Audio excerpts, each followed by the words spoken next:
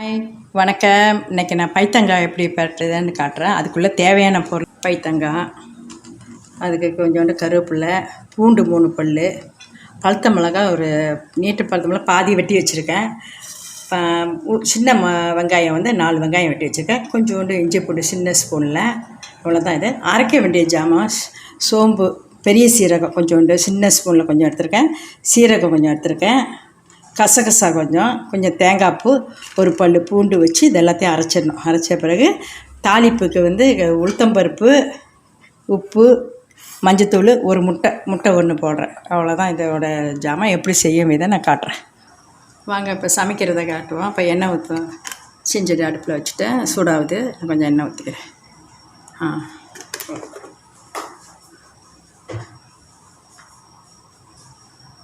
இப்போ உளுத்தம்பருப்பு போடுவோம்.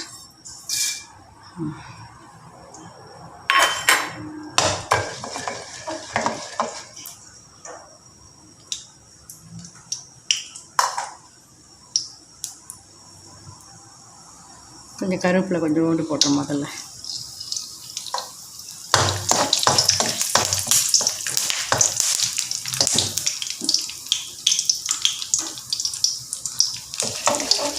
உளுந்து கொஞ்சம் செவந்தா நல்லாயிருக்கும்.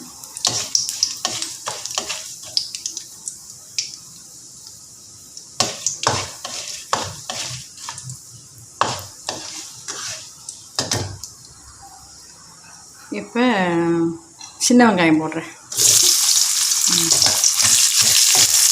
அப்படியே பூண்டு போடுறேன். பூண்டு, பழுத்த மிளகாய், கருவேப்பிலை எல்லாத்தையும் போடுறேன்.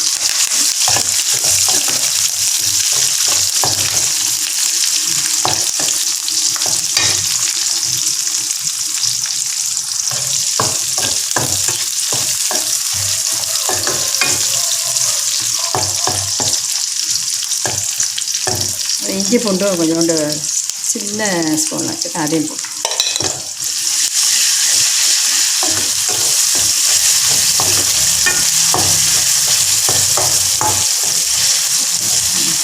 கொஞ்சம் உப்பு போட்டுக்கோ.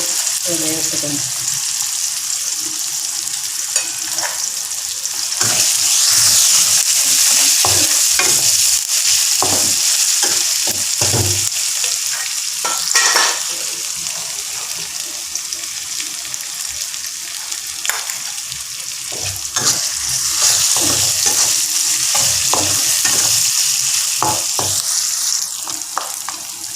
இப்போ நான் அரைச்சி வச்சுருக்கோம்ல, அதை எண்ணெயில் போட்டுறேன்.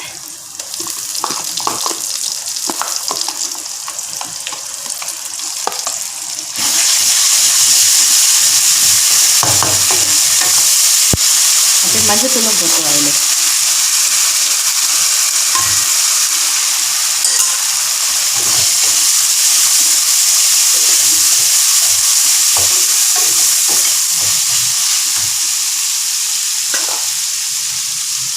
இப்போ பைத்தங்காவை அதில் போட்டுருவேன். பைத்தங்காவை நான் பொடிசாக வச்சுக்க, நீட்டாக கூட வெட்டலாம். இது மாதிரியே வெட்டிக்குவேன்.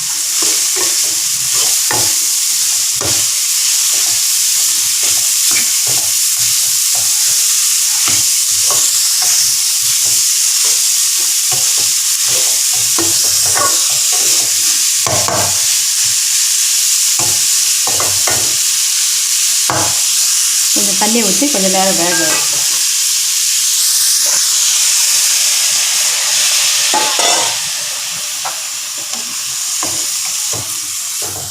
தண்ணி ஊற்றிட்டு கொஞ்சம் நேரம் வேகிறதுக்கு மூடி போட்டு கொஞ்சம் நேரம் வைப்போம். வெந்த பிறகு அப்புறம் முட்டையை வெட்டுவோம். திறந்து பார்க்குறேன். வெந்துருச்சுன்னா முட்டையை ஊற்றிடுவோம். பார்க்குறேன். காய் வெந்துருச்சு. இப்போ முட்டையை ஊற்றிக்கலாம். ஒரு முட்டை எடுத்து வச்சுருக்கேன், இதில் ஊற்றுறேன்.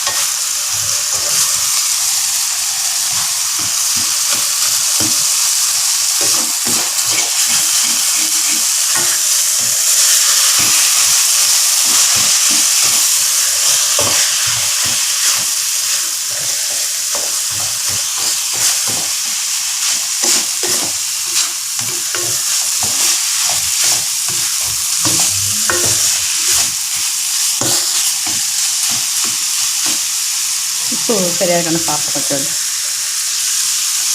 கரெக்டாக இருக்குது உப்புலாம்.